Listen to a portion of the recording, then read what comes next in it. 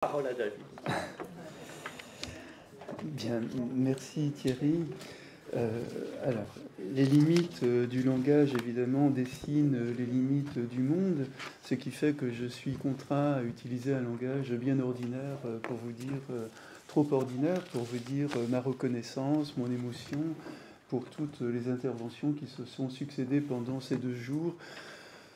Voilà, mais en revanche, donc je peux vous dire ma gratitude. Merci aussi, évidemment, une nouvelle fois, je voudrais le dire, merci à AG pour avoir pris l'initiative de ces rencontres, malgré mes réticences initiales. Je voudrais aussi remercier à nouveau des compagnons de route comme Thierry, comme Stéphanéas, qui m'a encore écrit il y a quelques heures pour me dire son regret de ne pouvoir être parmi nous du fait de son accident médical. Je voudrais aussi remercier Frédéric Reichhardt, Roger Sommet et bien d'autres, sans oublier bien entendu les doctorants, Clara, Michaela et Yves. Je voudrais aussi rappeler les manquants dont je regrette qu'il n'ait pas pu venir. Donc je vous les rappelle, il y a Denis Portinari de Rio, il y a Alexandre Fleming-Val de Fortaleza, Elsa Muniz de Mexico, Nasser Fakoui de Téhéran, et puis d'autres. Une amie juriste m'a écrit aussi hier pour me dire qu'elle regrettait de ne pas être venue. J'avais longtemps hésité à l'inviter parce que je me disais qu'elle allait s'ennuyer, entre guillemets, mais bon. Elle me disait qu'elle aurait bien aimé être avec nous. C'est Brigitte Feuillet, qui est une grande juriste de Rennes. Et puis aussi, une nouvelle fois, saluer Freddy Raphaël, qui m'a dit qu'il aurait tellement aimé venir, mais qui est trop faible du fait de son combat aussi contre la maladie. Voilà. Et puis aussi, d'ailleurs, je dois rappeler que sans le soutien de l'USIAS, de son directeur Thomas Ebsen, sans l'aide aussi de Rivka Westhuizen ou de Rona Haywood, ces rencontres n'auraient jamais pu avoir lieu. Nous ne serions pas réunis aujourd'hui. Ma reconnaissance donc est immense pour chacune et chacun d'entre vous. Que voulais-je dire d'autre? Est-ce que je suis en train d'oublier quelque chose? Je ne crois pas. Ah, oui, non, je vais reprendre après. Voilà. Alors, tout cela, la question que je me pose, évidemment, c'est tout cela a-t-il vraiment existé? Mon parcours, je veux dire, ma présence au monde, ma présence parmi vous. Tout cela a-t-il vraiment existé ou ne suis-je pas un personnage d'une nouvelle de Borges qui ne sait pas qu'il n'existe pas, car il est rêvé par un autre, voire par lui-même. Je ne sais pas si tout à l'heure je ne vais pas être réveillé par un éclat de rire et me retrouver habitant des rues à Rio, comme cela aurait pu très bien être quand j'avais plus d'une vingtaine d'années à peu près. Les probabilités, en tous les cas, étaient infinitésimales que je me retrouve aujourd'hui parmi vous, devant vous, à l'université. Je commence mon exposé donc par un exercice de gratitude au regard de mon parcours universitaire. Bien entendu, j'en reste là. J'emploie le mot gratitude qui me permet de faire un clin d'œil à quelqu'un qui m'est très cher, c'est Charles Julier, un très grand écrivain de Lyon, qui a intitulé le dernier tome de son journal, Gratitude, justement. C'est un peu dans cet esprit-là que je voudrais aussi parler. Donc impossible de ne pas commencer par l'origine, et mes parents, évidemment, qui ne sont plus là aujourd'hui, mais sans eux et ma mère, notamment, je ne serais sans doute pas devant vous, car elle a toujours soutenu ma scolarité, malgré mes turbulences, qui lui valaient d'être souvent convoquée à l'école pour mon indiscipline et mes très mauvais résultats. Je lui dois sans doute cette inquiétude permanente, nuancée par une sorte de confiance qui lui faisait dire autrefois, quand j'étais gamin, que j'étais toujours content de moi, même si manifestement mes résultats scolaires étaient généralement parmi les plus mauvais de la classe. Puis il y a eu, je saute évidemment sur le temps, il y a eu l'enseignement de Jean Duvigneau à l'université de Tours, qui m'a ouvert un horizon de pensée et confirmé dans ma passion des voyages et de l'écriture. Mon souci aussi de rendre compte de la complexité et des ambivalences du monde.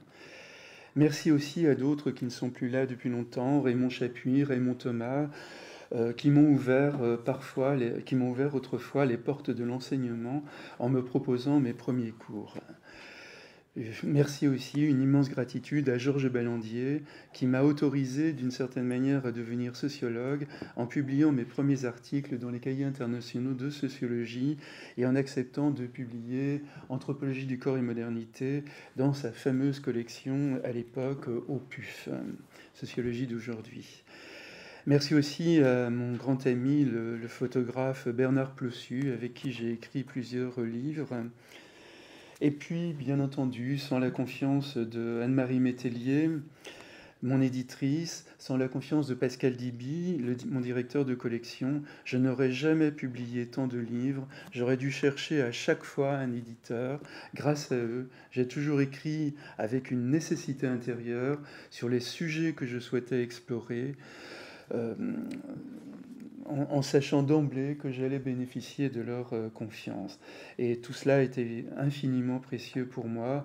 Sans Anne-Marie Métellier, sans Pascal Diby, je n'aurais sans doute pas eu la même carrière. Et puis, bien sûr, j'ai une dette immense envers les étudiants, particulièrement les doctorants. J'ai eu le souci d'être avec eux un compagnon de route, de cheminer avec eux, et j'ai énormément aussi appris à leur contact. Et puis au-delà, bien entendu, ma dette est immense envers Nina, mais ça c'est autre chose, c'est une autre dimension dont je ne parlerai pas. Bien entendu, les absents à qui je dois mon cheminement composent une foule et je dois assumer l'arbitraire, évidemment, de n'en citer qu'une poignée. Je termine quand même en citant deux absents qui ont laissé un gouffre dans mon cheminement par la brutalité de leur disparition en pleine jeunesse. Armand Toiti, évidemment, qui nous était très cher, à Thierry, à moi, à Denis Geffray, on en parlait l'autre jour aussi. Voilà, Armand nous a quittés brusquement, il avait à peine une quarantaine, une cinquantaine d'années, par une maladie foudroyante, mais nous avions commencé un magnifique cheminement avec lui, puisque c'était un merveilleux organisateur de colloques, de directeur de revue, etc., qui nous a énormément soutenus, énormément aidés.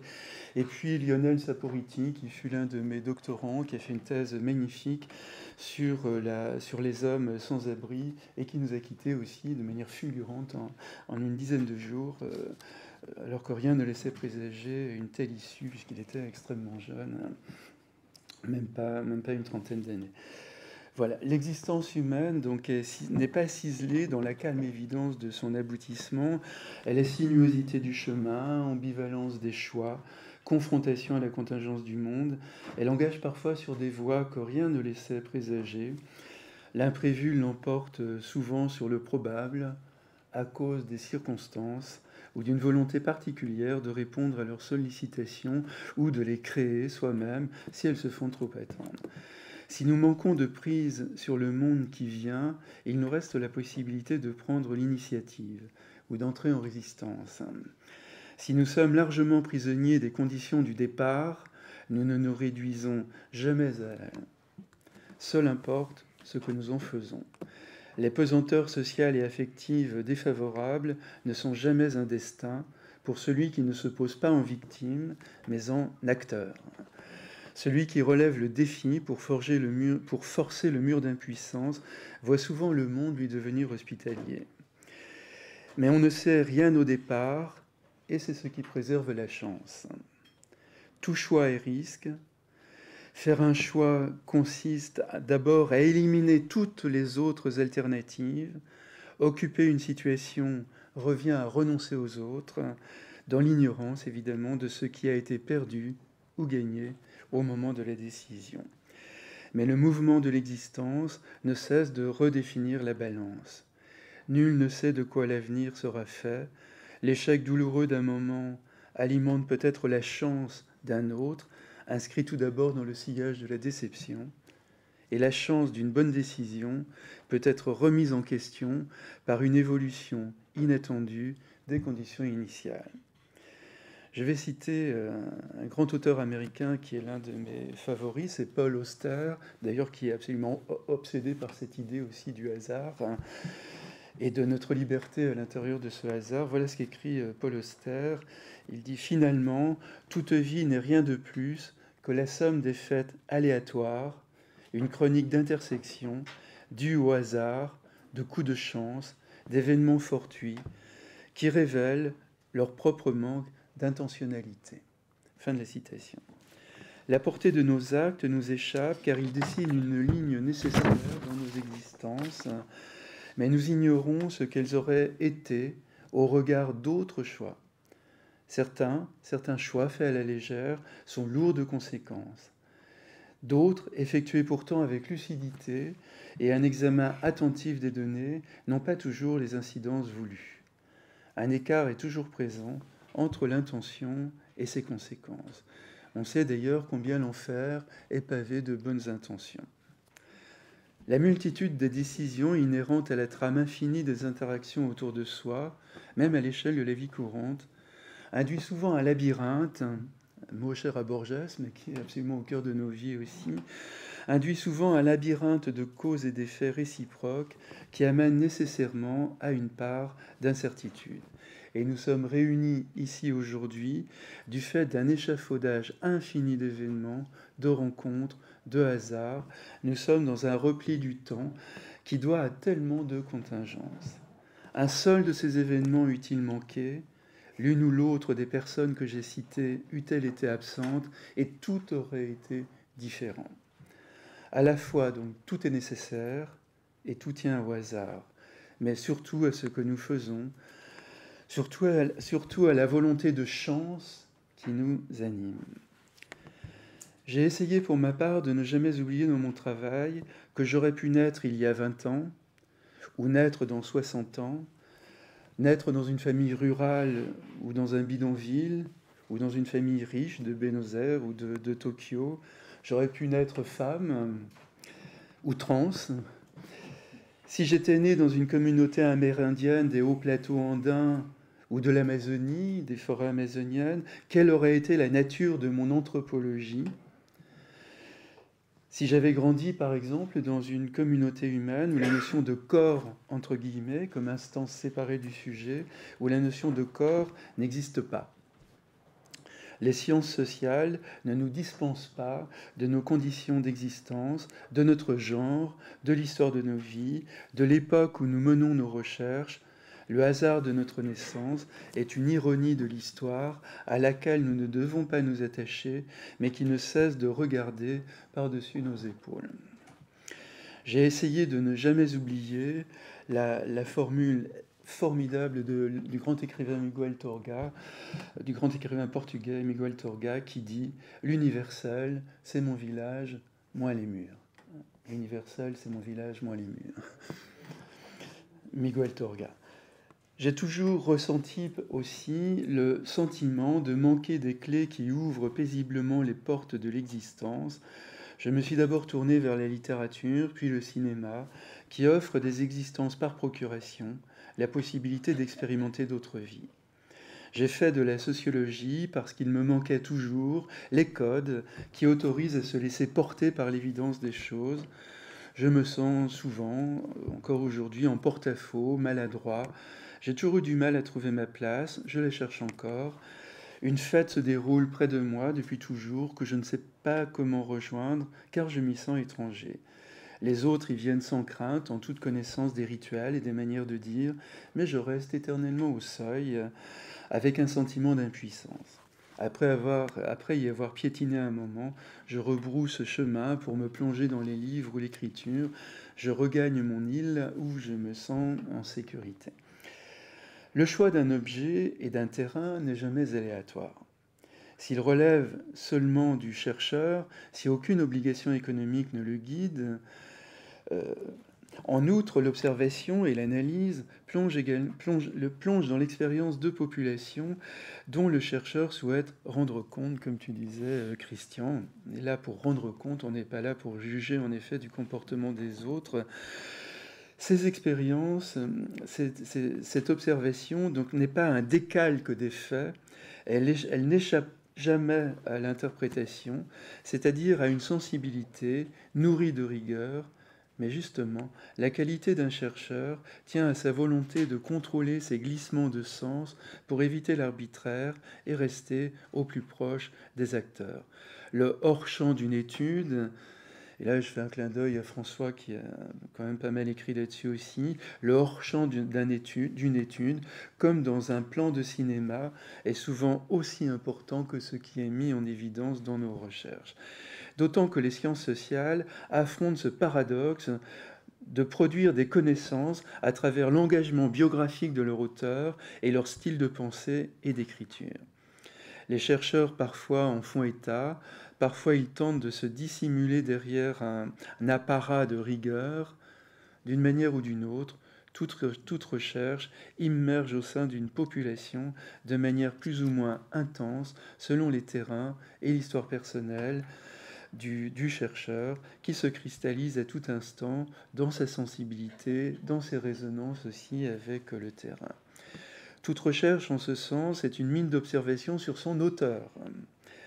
Elle en dit autant sur son objet que sur les attitudes qu'il a eues et les valeurs qui sont les siennes, les émotions suscitées, ou ce que les psychanalystes nomment le contre-transfert, c'est-à-dire les réactions affectives suscitées en lui dans son contact avec la population. Un filtre affectif transforme son rapport au réel et induit ses observations et ses interprétations, comme par exemple Georges Devereux l'a magnifiquement montré dans plusieurs de ses livres. Pour une part, donc, le chercheur ne cesse de se lire dans les faits qu'il construit afin de les observer. Le fait est toujours déjà une théorie. Le fait est toujours déjà une théorie, il découle du découpage du réel opéré par l'analyse. Le chercheur n'est pas un œil, mais un regard. Il n'est pas des oreilles, mais une écoute. Il n'est pas un nez, mais un flair, une olfaction. Il n'est pas une bouche, mais une gustation. Il n'est pas une peau, mais une tactilité. Il ne s'agit donc jamais d'une duplication, d'une objectivité, mais toujours d'une activité de sens, une activité de déchiffrement, de traduction. Et donc peut-être aussi parfois de trahison, mais il n'y a nulle part une vérité qui viendrait faire rectifier un jour cette interprétation. Une traduction donc vaut ce que vaut le traducteur. L'œil, sans doute, a le même fonctionnement organique d'un lieu à l'autre du monde, mais ce que voit chaque acteur, chaque chercheur, répond aux significations qu'il a apprises et à la sensibilité qui est la sienne. Les sens ne sont pas des fenêtres, entre guillemets, comme on dit parfois, ce ne sont pas des fenêtres sur le monde, ou des miroirs voués à l'enregistrement des choses en toute indifférence aux cultures ou aux sensibilités. Ce sont toujours des filtres, des tamis, qui retiennent ce que l'individu a appris à y mettre, ou ce qu'il cherche à identifier en mobilisant ses ressources. La perception donc n'est pas l'empreinte d'un objet sur un organe sensoriel, mais toujours une activité de connaissance traversée par une affectivité, fruit d'une réflexion, une pensée par corps, emprise sur le flux sensoriel qui baigne sans relâche l'individu. Les perceptions ne cessent d'être donc tamisées par l'affectivité changeante du chercheur, d'où d'ailleurs la nécessité d'un travail de terrain étalé dans la durée ou d'un nombre significatif d'entretiens avec sa population afin de se déprendre de ses émotions et de les mettre au service de la recherche. La nécessité d'ailleurs aussi d'une documentation la plus immense possible, quel que soit son sujet, en essayant de lire tout ce qui a pu être écrit sur son sujet, de voir tous les films, lire les romans qui traitent aussi de son même sujet. Tout ça fait partie, de mon point de vue, de la recherche. Trop de sentiments, un engagement affectif du chercheur, qu'on trouve notamment dans le militantisme, trop de sentiments rend aveugle à une part des données en laissant les jugements de valeur orienter l'analyse. Trop de distance ne convient pas davantage, puisque les humains ne sont pas des objets ou des insectes, ils pensent par eux-mêmes et savent très très bien rendre compte de leurs conditions d'existence. D'où d'ailleurs l'importance d'un courant de pensée, à mes yeux, comme l'interactionnisme symbolique, qui donne d'abord la parole aux acteurs pour comprendre les significations, les valeurs qu'ils projettent sur le monde qui les entoure. L'absence d'identification à la population donc empêche de mieux la comprendre. Ce n'est donc jamais le réel qui est perçu, même chez nous dans les sciences sociales, ce n'est jamais le réel qui est perçu, mais déjà un monde de signification. Il importe seulement de ne jamais l'oublier. L'interprétation interprète toujours son auteur. L'interprétation interprète toujours tout autant son auteur. L'analyse du terrain est toujours une sorte de test projectif. Le chercheur y projette à son insu ses significations familières, celles qui ont guidé ses choix théoriques et méthodologiques. La discipline, dans le sens académique, mais aussi moral, d'une pensée disciplinée, etc. C'est pour ça que j'ai toujours prôné l'indiscipline rigoureuse. La discipline, donc dans le sens académique, mais aussi moral, les outils employés, les études d'autres chercheurs sur le même sujet ou sur la même population, les références théoriques sont en principe autant de garde-fous, un rappel de vigilance pour ne pas transformer la population étudiée en miroir ou l'instrumentaliser par des jugements de valeur ou un militantisme qui ne la concerne pas. Mais le fait est banal dans les sciences sociales, où le choix d'un paradigme, d'une théorie, exclut les autres. En ce sens, il est juste de dire, avec Clifford Geertz, que l'ensemble des sciences sociales relève pour une part de la fiction.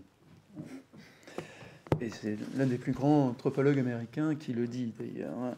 Donc, l'ensemble des sciences sociales relève pour une part de la fiction. Le dilemme, écrit-il, le dilemme tient au fait d'élaborer des textes d'aspect scientifique à partir d'expériences largement autobiographiques. Le dilemme tient au fait d'élaborer des textes d'aspect scientifique à partir d'expériences largement autobiographiques. Fin de citation. Les sciences sociales sont toutes des exercices de traduction. Elles ne transcrivent pas le monde, elles l'interprètent, elles racontent des histoires à son propos. L'effacement prétendu du chercheur, sa revendication arrogante et naïve d'objectivité, de scientificité, qui le mettrait en surplomb de la population étudiée, c'est ceux qui aiment bien se pencher sur les acteurs, sur les populations. Je ne citerai aucun chercheur. Donc tous ceux qui se mettent en surplomb de la population étudiée pour laisser parler les faits, entre guillemets, comme certains aiment bien dire aussi, est finalement assimilable à un exercice de ventriloquie, teinté d'une nuance de mépris pour les acteurs, qui seraient évidemment absolument incapables de comprendre ce qu'ils vivent. Donc heureusement, il y a les sociologues qui vont leur expliquer comment ils vivent, etc. Bon, je ne citerai non plus personne, mais tout le monde voit très bien ma cible. Voilà. Donc, cette nuance de mépris pour des acteurs censés ne rien comprendre à leur existence, et les directeurs de conscience que seraient les sociologues viendraient leur dire quoi faire et ce qu'ils pensent. Le puritanisme de l'engagement, c'est-à-dire la distance, l'observation détachée, n'est nullement par ailleurs une garantie de valeur de la recherche entreprise, même si, bien entendu, elle n'est pas nécessairement de ses insuffisances. De même, l'implication du chercheur sur le terrain peut rester un fait d'égocentrisme, un impressionnisme, ou à l'inverse, évidemment, une incitation à creuser davantage les significations et les valeurs des populations étudiées. La qualité d'une recherche ne tient nullement à sa posture de départ, mais à ce que le chercheur en fait, qu'il y engage sa personne tout entière ou seulement quelques traits. Il est toujours dans un équilibre malaisé, il est présent derrière l'objet, sans pour autant en faire un simple prolongement de ses fantasmes, il se tient à distance, mais tout l'art de son observation et de son écriture tient à la qualité de cette distance. La tâche n'est pas pour le chercheur l'occultation de ses affects ou de ses désirs, mais plutôt de leur usage pour une meilleure approche de son terrain et la rigueur de son enquête et de ses interprétations. Sa posture est une ressource, autant parfois qu'un obstacle, tout dépend de ce qu'il en fait.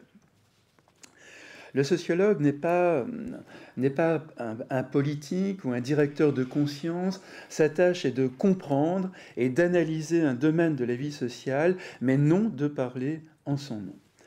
Max Weber dénonce ce qu'il nomme, je le cite, cette dangereuse illusion qui se figure qu'il est possible de parvenir à des normes pratiques ayant une validité scientifique à la faveur d'une synthèse ou d'une moyenne de plusieurs points de vue partisans. Fin de la citation de Max Weber, qui, dans une lettre à Else Jaffe, dit également sa fermeté, je le cite, « Aucune connaissance scientifique, si importante soit-elle, ne livre de vision du monde, et inversement, un essai qui se veut un sermon n'a pas de place dans une revue scientifique spécialisée. » Fin de la citation de Max Weber. Le refus de ce que Max Weber appelait la neutralité axiologique au nom de la critique sociale et de l'adhésion à une cause en faveur de populations dites dominées ou malmenées est un refus pour Max Weber de la confusion des rôles entre les sciences sociales et le politique. Certes, le chercheur entretient toujours un rapport particulier aux valeurs, mais cette relation affective demeure en amont de la recherche. L'analyse ne confond pas le jugement de fait et le jugement de valeur, et l'engagement du chercheur demeure hors de son existence de scientifique. La neutralité axiologique de Max Weber implique un exercice de contrôle des émotions. Elle est une neutralité affective, pourrait-on dire, dans l'analyse, même si son indignation de chercheur ou son admiration l'a amené à choisir tel ou tel champ de recherche. L'investissement affectif sur son objet est une puissance heuristique à l'œuvre, mais il exige d'être contrôlé par les outils de la pensée sociologique et les autres travaux menés à son propos par d'autres chercheurs. Donc je l'ai dit, il n'est pas un obstacle, mais il ne doit pas être aveugle, le chercheur, et ne pas se donner sous le jour d'une militance qui n'a plus rien de sociologique. À l'image d'ailleurs de Max Weber, profondément engagé dans toute son existence, mais sans jamais démentir ce qu'il nomme, je le cite, le principe de non-engagement du savant. Tout autant engagé d'ailleurs était Durkheim ou Marcel Mauss, je cite, très engagé à gauche, je cite Durkheim qui est dit de très belle façon, mais de ce que nous nous proposons d'étudier la réalité, il ne s'ensuit pas que nous renoncions à l'améliorer. Nous estimerions que nos recherches ne méritent pas une heure de peine si elles ne devaient avoir qu'un seul intérêt spéculatif. Si nous séparons avec soin les problèmes théoriques des problèmes pratiques, ce n'est pas pour négliger ces derniers, c'est au contraire pour nous mettre en état de mieux les résoudre. Fin de la citation de Durkheim, qui est extrêmement forte. La qualité d'une recherche donc ne tient pas à sa force de profération, comme on commence de plus en plus à le voir aujourd'hui, sa force de profération à l'ampleur de son indignation, mais à la valeur de ses analyses, qui permettent justement aux acteurs eux-mêmes, de trouver éventuellement des solutions qui s'imposent sans avoir de directeur de conscience pour le dire « vous êtes des malheureux aliénés, vous n'avez pas compris, battez-vous », etc. Donc toutes mes recherches et donc tous mes livres sont partis d'une nécessité intérieure, souvent d'une blessure intime, d'une volonté de comprendre des choses qui m'échappaient, et donc d'aller au plus proche de là où l'on vit, avec le projet de toucher le cœur battant des choses, changer quelque chose du monde, mais avec une sorte de discrétion, en passant par là, en essayant seulement de comprendre. Si j'avais été un jeune homme bien dans sa peau, je n'aurais jamais travaillé sur le corps, sur les conduites à risque, sur la douleur. Je n'aurais jamais travaillé non plus sur le silence, sur la voix, ni même paradoxalement, d'ailleurs, comme je m'en explique dans ces deux livres, ni même sur le rire ou sur le sourire, puisque ce n'est nullement la joie qui m'a amené à travailler sur ces sujets, mais plutôt l'extrême ambiguïté du rire ou du sourire, qui sont aussi des forces de violence dans certaines conditions. Donc j'ai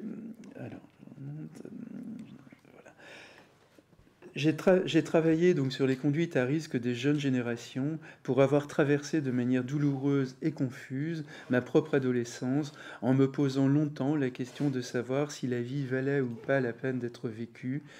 Nous étions à la fin des années 70, j'étais mal dans ma peau, sans raison tangible, écartelé entre ma passion dévorante des livres et une existence beaucoup plus limitée sans doute au Mans, où mon horizon me destinait au mieux peut-être à devenir contremaître aux usines Renault, où mon père était ouvrier. Étudiant en sociologie à Tours, avec du Vigneault notamment.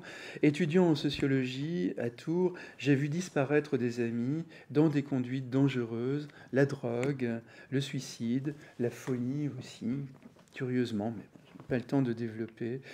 Je travaillais à ma thèse qui portait déjà sur l'anthropologie du corps, justement parce que je ne cessais de m'interroger sur l'énigme d'un corps dont j'avais le sentiment qu'il m'échappait, tout autant que mon existence. J'essayais de contrôler ce chaos intérieur par la découverte que je faisais à l'époque des sciences sociales. Et à quelques mois de la soutenance de ma thèse, je suis parti soudain en pensant que je ne reviendrais jamais sur mes pas, que je ne rentrerai plus jamais en France. La tentation sauvage, ce que j'appelle la tentation sauvage, me hantait, celle du dépouillement, de la renaissance, de l'éloignement des amertumes innombrables que je ressentais déjà à l'intérieur de nos sociétés. C'était l'époque des chemins de Katmandou. Plusieurs de mes amis étaient partis pour des voyages sans retour vers l'Orient. Ma démarche était fondamentalement différente. Le Brésil était une dictature militaire. J'avais entendu dans un film argentin de l'époque un homme dire à peu près cette phrase « Je veux voir du sang couler lorsque je serai blessé. » Je veux voir du sang couler lorsque je serai blessé. Fin de citation. Cette phrase disait ma situation. En France, je me sentais mal, mais il n'y avait finalement rien de concret à ma souffrance. Je ne me sentais pas à ma place, sans comprendre pourquoi, et je ne savais absolument pas où trouver ma place. La vraie vie est ailleurs, disait Rimbaud, et j'étais écartelé entre la nécessité de la lutte politique dans une sorte de fantasme adolescent, de combattre l'injustice, donc combattre les militaires au Brésil, pourquoi pas le Chili, pourquoi pas l'Argentine. Je ne vais pas vous raconter tout ça, ce serait trop long. En tous les cas, je commençais vaguement à parler portugais. À l'époque, je ne parlais pas espagnol, mais il y avait d'autres raisons aussi qui m'ont amené plutôt au Brésil, qui n'était pas la plus tragique, je sais bien, non plus des dictatures, même si ça a été d'une très grande violence aussi au Brésil.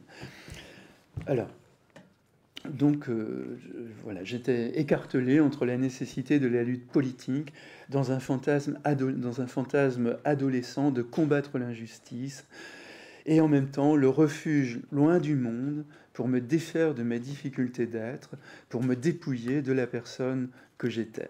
C'était déjà la disparition de soi, mais en même temps c'était l'écartèlement.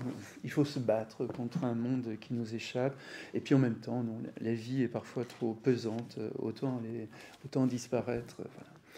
À l'époque, donc je suis parti dans un sentiment d'urgence absolue. Alors je vous l'ai dit, je n'étais qu'à quelques mois de la soutenance de ma thèse, mais l'urgence m'a soudain saisi. Et à l'époque, voyager moins cher, je n'avais absolument pas d'argent, à l'époque, voyager moins cher impliquait un très très long périple.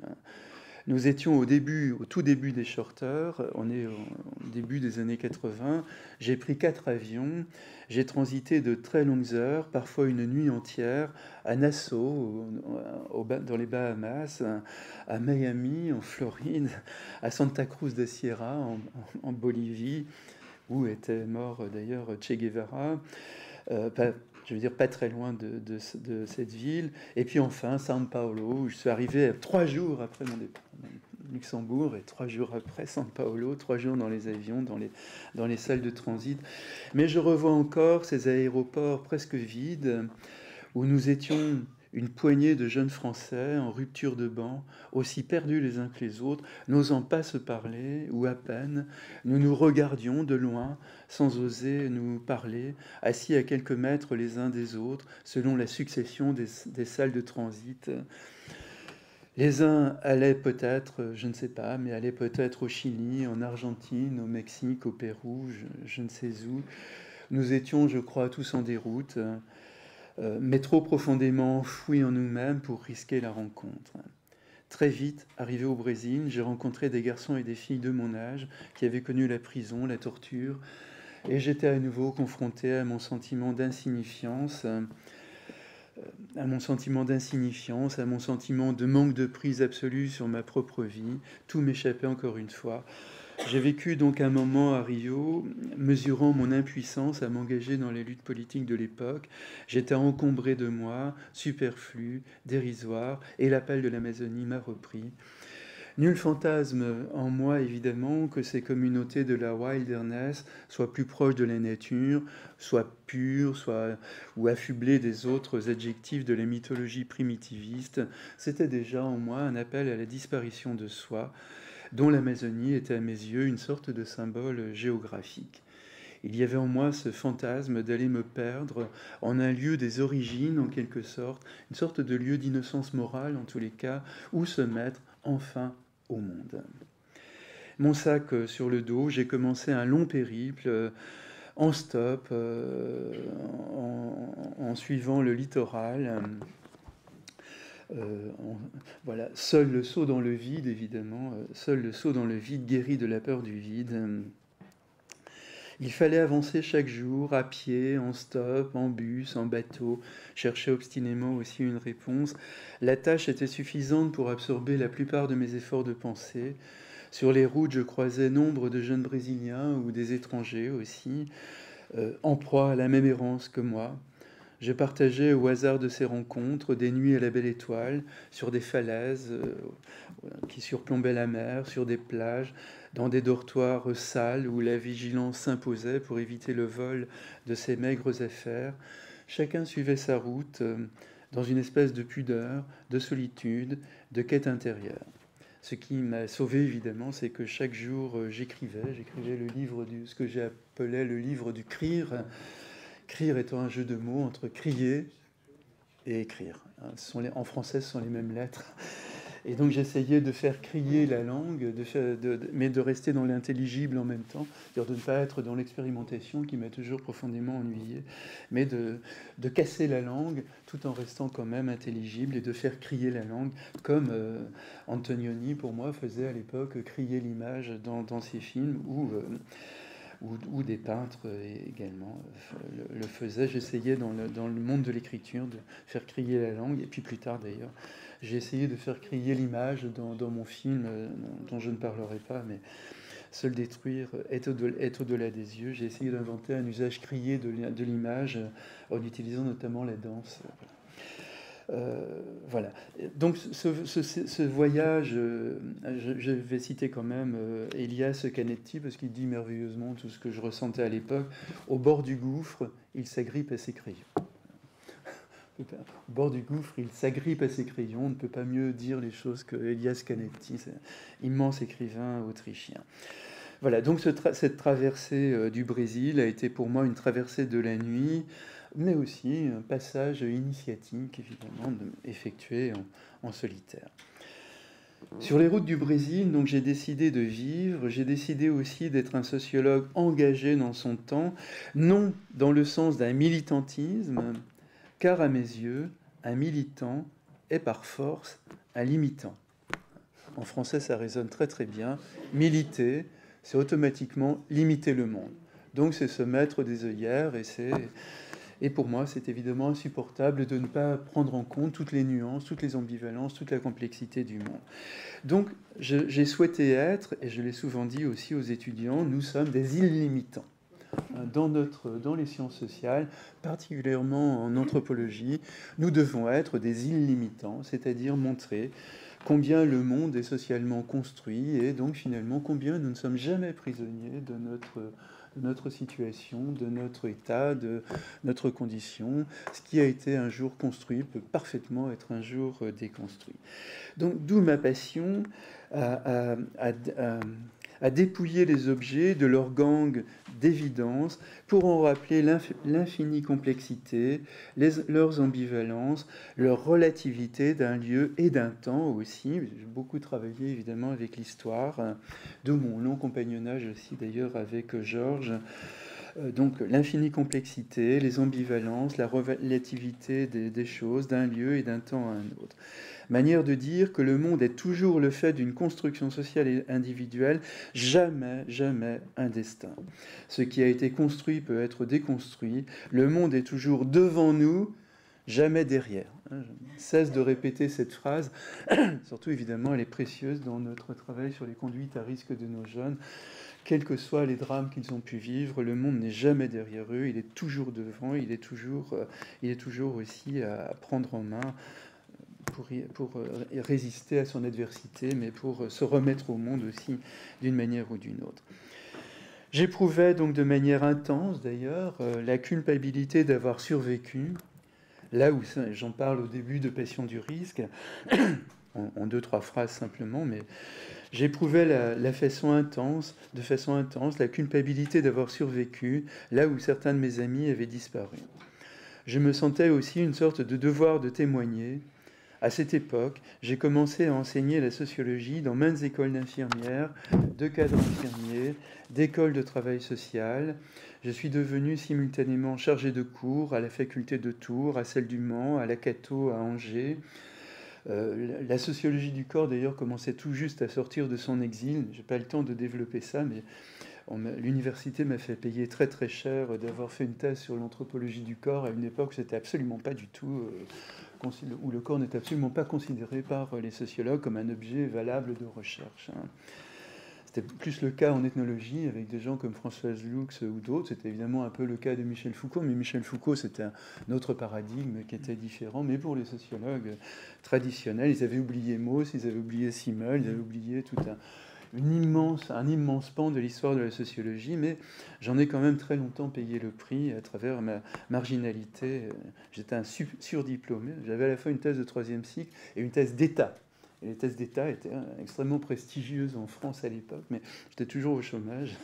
Donc je n'ai été nommé que 2 ou 3 ans après l'obtention de ma thèse d'État. Mais bon, c'était une...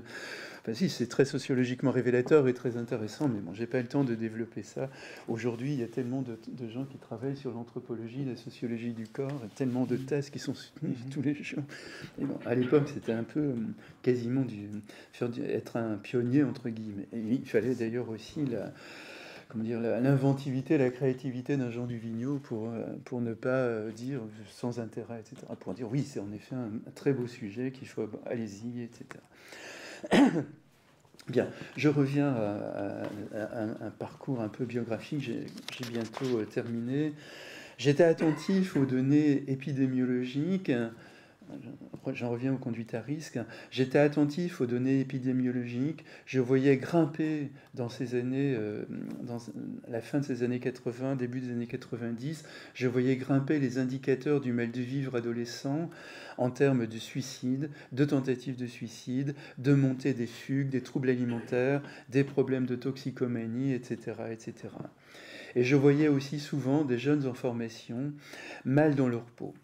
J'ai éprouvé alors le besoin de comprendre ces jeux symboliques avec la mort en partant de mon expérience, mais bien entendu en élargissant à ce que je pouvais sentir de celle des autres, en menant des entretiens approfondis avec des jeunes et des professionnels, en réfléchissant avec les élèves sur leur expérience de stage. Et puis aussi, je vous l'ai dit, j'étais dans ce sentiment de culpabilité d'avoir survécu.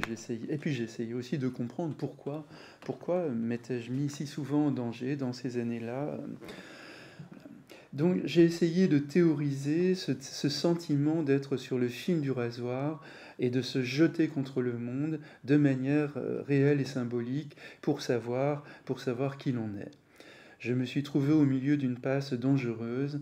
L'écriture était une issue, la seule pour moi, et elle a été le balancier, je l'ai dit tout à l'heure, grâce auquel j'ai côtoyé le gouffre sans y tomber. Et si j'ai tant écrit sur les conduites à risque des jeunes, il s'agissait aussi d'exorciser une histoire, de mieux comprendre pourquoi j'en étais passé par là, mettre une signification sur ce qui paraissait alors un chaos intérieur. Au-delà demeure l'échange avec ceux qui ne sont jamais revenus de ces jeux de mort pour connaître le jeu de vivre. Il s'agissait pour moi de penser anthropologiquement comment on fabrique de l'identité, et c'est le fil conducteur de tout mon travail d'ailleurs, il s'agissait pour moi de penser anthropologiquement comment on fabrique de l'identité avec la douleur, la blessure, le risque, la privation, le jeu délibéré avec la mort. comment des épreuves personnelles arrachent aux anciennes pesanteurs pour accéder à une autre version de soi plus propice. Le risque de tout perdre contient aussi en germe celui de tout gagner. Ce sont là des manières paradoxales de relancer le sens de la vie ou de se remettre au monde. La publication de Passion du risque en 1991 nouait une longue fidélité avec mon éditrice Anne-Marie Métellier et avec Pascal Diby qui dirige la collection où elle me publie. Ce livre a été extrêmement important pour moi. D'abord, il m'a valu aussi d'emblée d'être sollicité aussitôt par des professionnels de la santé publique, des travailleurs sociaux, des médecins, des pédopsychiatres, etc., etc., car j'apportais un regard anthropologique sur les conduites à risque qui prenait à contre-pied les approches naturalistes, c'est dans les gènes, les hormones, tout un tas de trucs comme ça qu'on entend malheureusement encore aujourd'hui, ou encore on s'est perdu, ou les approches biologisantes aussi, ou les approches psychanalytiques aussi, qui se perdent dans des histoires d'Oedipe, etc., qui sont tellement loin de la souffrance que vivent ces jeunes. Nos sociétés connaissaient alors aussi, et c'est inclus dans le livre, connaissaient alors un formidable engouement pour les activités physiques et sportives dites à risque, et pour la nouvelle aventure, entre guillemets, pour l'extrême, etc., etc. Dans ce même livre, j'essayais de comprendre les significations de ces jeux symboliques avec la mort, avec les outils de l'anthropologie, particulièrement à cette époque-là, avec l'œuvre de Georges Bataille, que j'ai d'ailleurs mis en exergue de chacun des chapitres de mon livre Conduite à risque, qui est paru plus tard. Mais Georges Bataille m'a énormément aidé à comprendre tous ces jeux de mort à l'époque. Voilà. À la même époque, au début des années 90, et ça reste quand même aussi fondateur pour moi, Georges Ballandier publiait mon livre Anthropologie du corps et modernité, qui est ma boîte à outils en quelque sorte pour mes recherches sur le corps, la boîte à outils qui allait m'accompagner toute ma carrière en étant énormément traduit et en me valant très vite aussi un long compagnonnage avec les médecins et les infirmières, les associations pour l'accompagnement des mourants ou celles des patients réunis autour d'une pathologie. Compagnonnage, évidemment, qui allait renforcer mes 3 livres sur les douleurs. Ces 2 premiers livres, Passion du risque et Anthropologie du corps et maternité, j'ai eu la chance qu'ils aient été lus, qu'ils aient trouvé leur lecteur, qu'ils aient été d'emblée aussi traduits et m'aient valu aussitôt des invitations à l'étranger qui m'éblouissaient. Moi qui avais tant rêvé quand j'étais plus jeune, qui avait tant rêvé des pays étrangers et puis qui avait aussi parcouru à 15-16 ans déjà l'Europe et la Turquie en autostop. Et là, être invité, être accueilli, etc., ça paraissait évidemment entrer dans un rêve.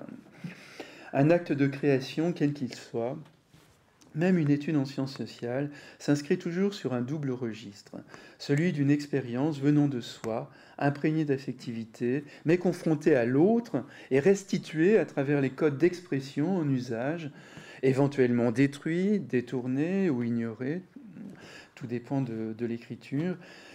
Il travaille le corps, non seulement à cause de la discipline, entre guillemets, qu'il impose, mais aussi parce qu'il remue en soi d'insu. Pour ne pas parler d'inconscient, l'insu, ce qu'on ne connaît pas de soi, mais qui est en soi. Donc, pour éviter une référence trop psychanalytique, voilà, toute recherche remue en nous de l'insu, et parfois ça bloque, ou au contraire, ça mobilise en profondeur.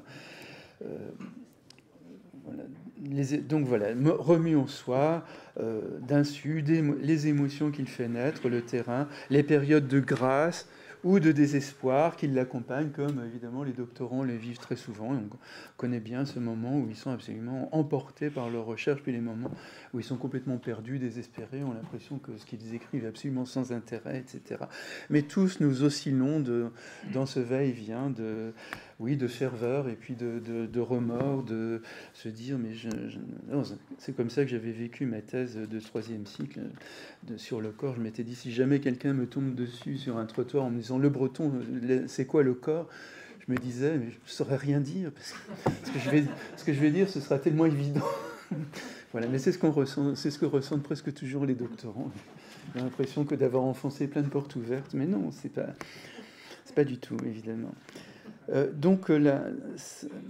Voilà. Certaines carrières ou certaines recherches sont inspirées par un contre-don, et on retrouve évidemment l'immense Marcel Mauss, qui surplombe l'anthropologie française et pas seulement. Certaines carrières ou certaines recherches sont inspirées par un contre-don au-delà du temps pour des personnes croisées à un moment ou à un autre, pour des événements dont on ne cesse de se demander comment on les a traversés sans se perdre. La recherche est alors une seconde chance, une réparation, une manière de répondre à une dette. Et ce n'est pas seulement le corps du chercheur qui est engagé dans sa recherche, mais toute sa personne, toute son expérience, toute son histoire. Il ne parle pas de lui directement, mais jamais il n'aurait pu accéder à sa population et la retenir sans son histoire propre. Bien entendu, en parlant des autres, il parle de soi, mais il est le seul à le savoir.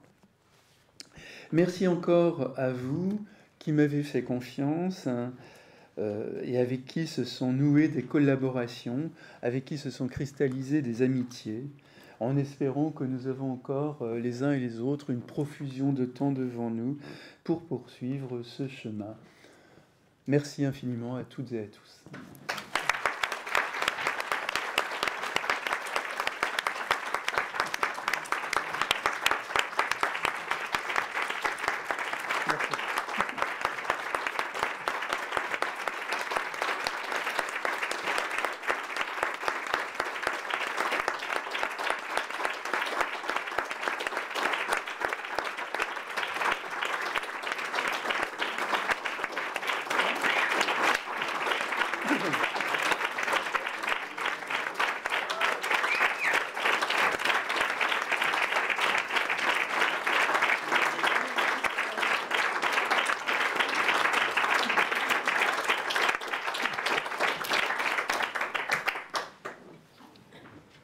Je ne vais pas gâcher ce moment d'émotion, David.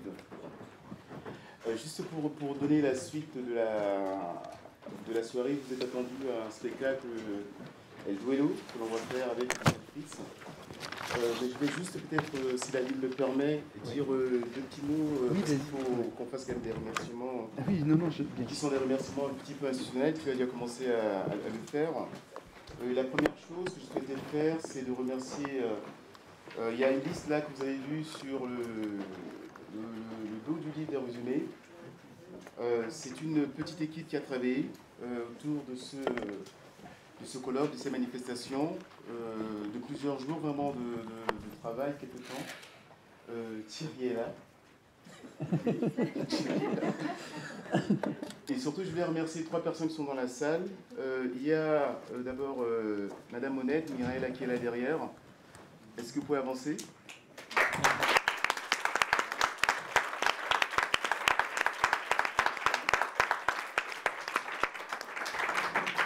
Il y a Clara. Merci Clara.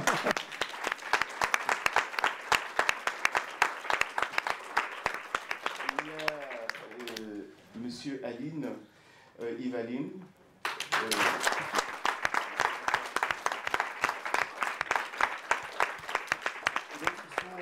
Des doctorants de notre laboratoire qui travaillent sous la direction à la fois de David et puis de Roger Sommet. On a participé à des CST avec eux. Ils n'ont pas ménagé leurs efforts depuis quelques mois déjà pour que ceci puisse advenir.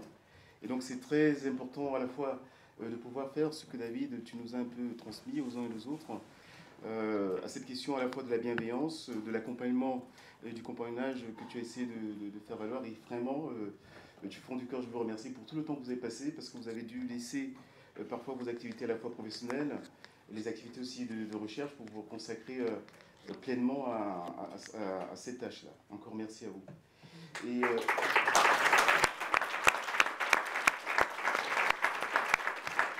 David l'a déjà dit plusieurs fois, il a remercié Lusias, mais il faut dire que bon, sans Lusias, ce colloque aussi n'aurait pas lieu. Il y a plusieurs personnes qui ont travaillé dans l'ordre. Tu as cité Rona, tu as cité Rivka, Il y a aussi Madame Joaiti, Oui, bien sûr. oui, qu'il faut absolument Frédéric aussi, sans doute. citer. Il y a Frédéric Stahl de notre laboratoire qui n'a pas ménagé ses efforts pour qu'on puisse être ici. Et donc, finalement, c'est toute cette équipe-là qui a permis de faire en sorte que nous soyons là. Et je remercie aussi tous mes compagnons de route et des déroutes. Parce qu'il y a eu quelques moments de tension, quelques difficultés. Mais grâce à David, grâce à toi, on a tenu le cap pour que ça puisse advenir. Je ne vais pas prendre la parole très longtemps parce que je viens, en tout cas, David évoquait la question de travailler sur le monde. D'où je viens, on ne donne jamais la parole aux gens sans donner la parole à un aîné. Et dans cette salle, j'ai mon aîné qui est là. Bon, il ne me ressemble pas tout à fait, apparemment. C'est quelqu'un qui a connu David il y a longtemps et qui va peut-être, s'il le souhaite, Christian, dire quelques mots. Parce que je ne peux pas parler avant toi. Voilà. C'est comme ça. C'est mon frère aîné.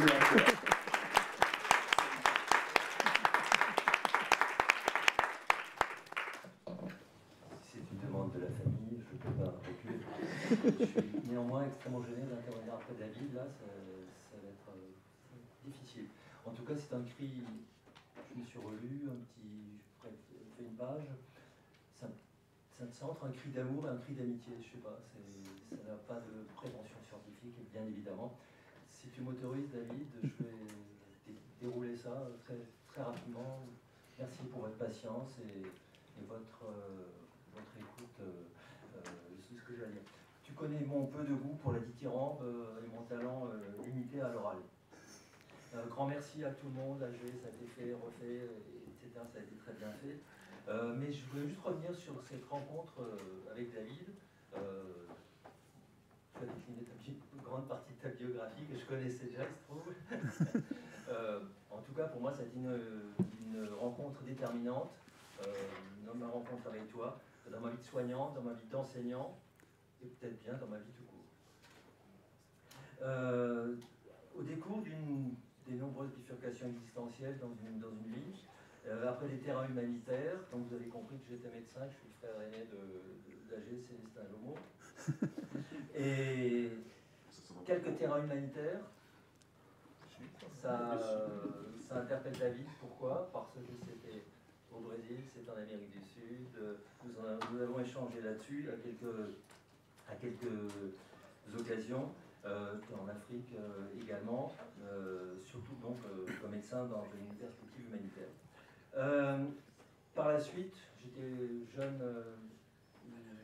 psychiatrant, je devais devenir psychiatre, et puis bon, au décours de ces voyages, j'ai cessé ma spécialisation en psychiatrie et j'ai bifurqué sur les sciences sociales avec le soutien actif et amical et pressant de quelques-uns, dont David au premier plan. Il se trouve que je finissais des études j'étais obligé de faire de conscience en région parisienne et j'ai rencontré des personnes assez extraordinaires. J'ai rencontré Robert Jolin, j'ai rencontré Bruno Latour. Dans un premier temps, ça m'a vraiment donné envie d'aller plus à fond sur cette voie-là. Bien sûr, des tours pour le militantisme, tu l'as évoqué dans nos propres parcours, un peu marxisant, tiers-mondiste, etc., ce qui nous a tous happés dans ces années-là. Et puis plus orienté vers Marcel Camus, vers Valandier, vers François Laplantine, que j'ai aussi commencé à lire à cette époque-là. Et puis Edgar Morin, bien sûr. Et puis alors, c'est ballot, tu viens de l'évoquer, David, est sorti Anthropologie du corps et modernité, ce qui a été une révélation. Pour nous, jeunes médecins engagés, jeunes médecins réflexifs, qui étaient un peu au bord de la remise en question, ça a été un espèce de séisme. Et je vais citer des amis à toi, que tu n'as pas évoqué, je pense à Broussier. Oui, bien On sûr. pense à vraiment ici, Oui. on pense à Bagro, hein, Oui, ça, bien ça sûr, remonte, oui. voilà. Et c'était des rencontres déterminantes, probablement pour toi, Mhm. pour nous. Et nous sommes tombés sur Anthropologie du corps et modernité, et j'ai pris des notes là, et on se le passait presque sous le manteau, quoi, le bouquin. Non, mais c'était comme ça. Et comme tu disais, ta nomination en sociaux, c'était un peu, ça n'allait pas de soi, Oui. à cette époque-là. Et puis on se disait que ce David Le Breton, il écrit simple, et en plus il écrit clair, et il écrit beau. Il écrit bien, ce qui est extrêmement rare dans les ouvrages de sociologie, d'ethnologue, etc. C'était pas évident. Ça dit redit avec force et plutôt de façon vachement plus pertinente par François Laplantine hier matin. En tout cas, pour nous, ça nous parlait directement. Hein. C'était en prise directe avec nos pratiques soignantes. Bon, bref, quelques rencontres furtives à la fac de Strasbourg. J'ai évidemment fini par aller à la fac de Strasbourg à prendre des cours et puis à finir par soutenir un travail de thèse que j'ai fini par aller au bout. Et surtout, et c'est un petit peu l'anecdote, on s'est rencontrés, je ne sais pas si tu te rappelles, tu es venu dans mon quartier en vélo, je ne sais plus quelle année c'était, 89 ou 90, c'était un vieux vélo, couleur orange, c'était un randonneur. David, tu te rappelles de ce vélo? Oui, je crois. Et nous parlions déjà de notre appétence commune pour la bicyclette. On a même parlé de Tour de France, longtemps avant l'engouement de tout le monde, trois décennies plus tard. Voilà, donc c'est ce. Et puis surtout, on a bu de nombreux cafés, et on a parlé du Brésil, des rencontres que nous avons faites, des difficultés de vivre que nous partagions, ce départ, cette espèce de fuite, de recherche qui nous était commune, les rencontres extraordinaires que nous avons faites au décours de ces voyages. Bon, toutes ces évocations ont fini par sceller une espèce d'amitié, pour moi, rare et précieuse. Je voulais exprimer ça ce soir. La suite, il y aura quelques chantiers. En tant que médecin clinicien, on aura quelques petites collaborations, une espèce de terrain que nous partagerons, des cours que nous partagerons, etc. En particulier donc sur le corps et les conduites à risque, sans doute. Et puis, une dernière anecdote. J'ai fait, pendant 2 décennies, l'enseignement des sciences humaines et sociales obligatoires en faculté de médecine. Et pendant au moins 10 ans, l'université médicale a été, je vais le dire de façon politiquement correcte, réticente, résistante à l'intervention de David, tu te rappelles, dans les années 90, 95 par là, au prétexte qu'il n'était même pas médecin, même pas psychiatre. Donc voilà, les temps ont heureusement changé. J'ai essayé de porter haut et fort un certain nombre d'éléments dont tu as la paternité. Je crois que les choses sont passées, les choses sont en cours, et les apports et ces remises en question dans le soin, je crois que une ou deux générations de médecins ont pu en bénéficier. Voilà, j'arrête ici, pardon, j'ai été un petit peu long, mais depuis cette révélation qui était Anthropologie du corps et modernité au jubilatoire et néanmoins encyclopédique en roue libre, j'aime bien ce compagnonnage. Ce compagnonnage, pour moi, il est indéfectible. Moi, je suis à ma place, je suis fidèlement et modestement, avec ma profonde amitié et toujours mon admiration pour l'homme et l'œuvre. Merci David, longue et bonne vie aux chercheurs en plein air. François Laplantine. Et surtout, continue de nous écrire. Merci. Merci.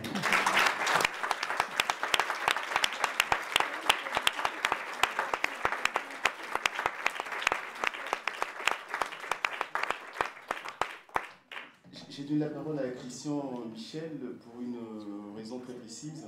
C'est que l'œuvre de David Le Breton, à la fois, est s'aimée dans le monde entier, mais cette œuvre aussi, dans l'espace strasbourgeois, l'espace alsacien, a beaucoup fait gronder, à la fois parce que tu évoquais les IFSI au tout début de ton intervention, Oui. et depuis maintenant une dizaine d'années, une quinzaine d'années, j'avais repris le cours de Christian dans les IFSI, et l'œuvre de la ville de Vautrin est extrêmement présente aujourd'hui dans le monde soignant. C'est-à-dire simplement dire qu'il n'y a pas uniquement ce travail universitaire que nous faisons ici, mais aussi ces images-là dans le plus grand public et dans différentes institutions qu'on a pu le voir ici dans diverses interventions. Juste dire un dernier mot, David, je sais que tu n'aimes pas trop ça. Il y a dans les rituels, alors il y a Denis Giffrey qui est là, François Plantine, je ne parlerai pas. Dans chaque rituel, il y a souvent un rituel de sortie. Et dans le rituel de sortie, le rituel de revoir, dont parlait un petit peu Denis Giffrey, c'est souvent de se dire, et là j'aime beaucoup utiliser une expression camerounaise, lorsque les Camerounais se disent au revoir, puisqu'on va se dire au revoir maintenant, et qu'on a passé, j'espère en tout cas, un bon moment de rencontre. Je vous remercie pour ça. Mais dans le rituel de revoir au Cameroun, ce que les gens disent, ils vous disent on est ensemble. Ils vous disent au revoir et puis on est ensemble. Ça paraît un peu bizarre. Au revoir, on est ensemble. Ça veut dire qu'on va se dire au revoir tous ici, mais il y a encore, évidemment, tu l'as dit, David, des chantiers à mener ensemble. Notamment un chantier, c'est aujourd'hui on pensait offrir un livre. Ça va être fait.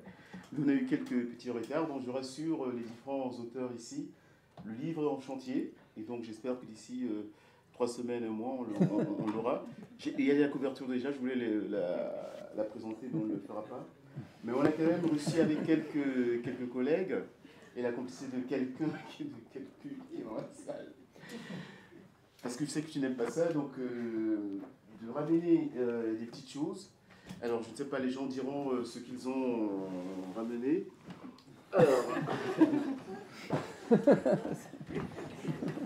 Alors c'est très fragile. On nous a dit qu'il y avait des choses qui venaient de différents endroits. Et les gens peuvent te dire ce qu'ils ont ramené, s'ils le souhaitent, s'ils ne le souhaitent pas. Il y a différentes petites choses qui sont là. Différentes petites choses qui sont... Parce qu'il paraît que tu as besoin de te ressourcer de temps en temps. Et donc il y a différentes choses, et puis après on verra ce qui sont là, donc on verra ça plus tard. Alors il y a quelqu'un qui m'a dit qu'il avait ramené des verres spéciaux. Tu peux venir exposer tes verres spéciaux Ah non, elle est là-bas. Elle est là-bas, ok. Il y a encore d'autres sacs.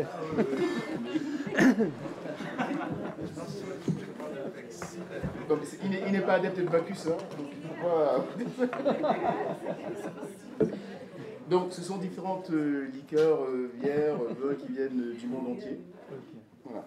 Donc juste pour toi, pour ton plaisir personnel. Donc il y a là un petit peu, bah, toi après tu vas découvrir ça.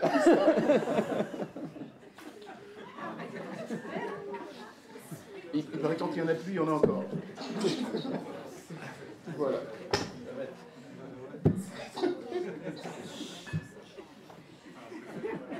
Je ne connaissais pas celle-là. Et donc tu sais les verres alors? Non, c'est le bleu. Ah, c'est temps. Ah, les deux, d'accord, ok. Je sais pas s'il faut... Bon, il t'expliquera parce que moi, comme je ne vois pas, je sais pas. Voilà.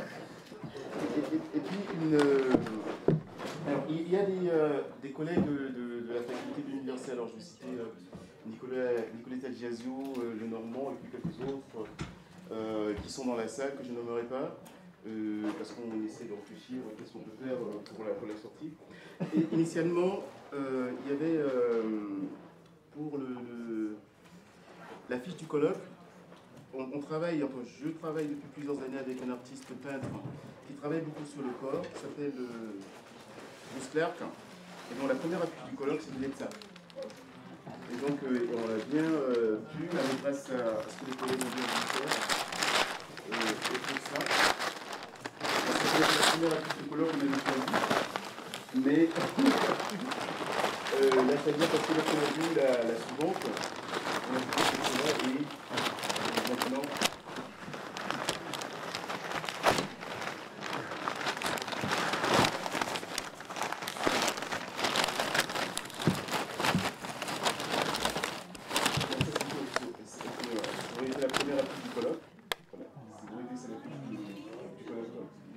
dans le sens, ouais. Oui, voilà.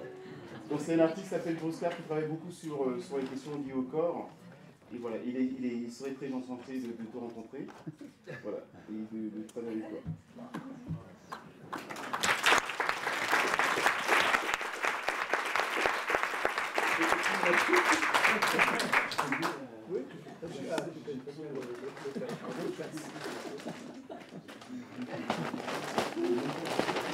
Tu fais très bien la jeune fille de 22 ans. Alors, ça c'est parce qu'il paraît que tu aimes marcher et que tu as besoin d'avoir un petit sac pour porter tes petites affaires. Et comme ça ne pas quel sac t'offrir. Merci. Alors, on m'a précisé qu'il fallait que ce soit un sac léger et qui peut prendre 2-3 livres. Voilà. Merci à Jean. Voilà. Bah, merci à toutes et à tous.